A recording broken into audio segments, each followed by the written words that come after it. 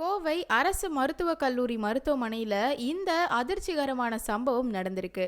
84 வயசான வடிவேலு என்ற ஒரு தாத்தா சர்க்கரை நோய் காரணமா கோவை அரசு மருத்துவமனைக்கு வந்திருக்காரு.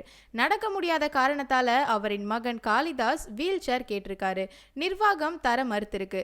அதோட மருத்துவமனை ஊழியர் 100 ரூபாயும் கேட்டிருக்காங்க. மேலும் 30 நிமிஷம் வெயிட் பண்ணவும் சொல்லியிருக்காங்க. இதை கேட்டு கடுப்பான மகன் காளிதாசன் அப்பாவை தன் கையால தரைத்தளத்துக்கு தூக்கிட்டு வந்திருக்காரு.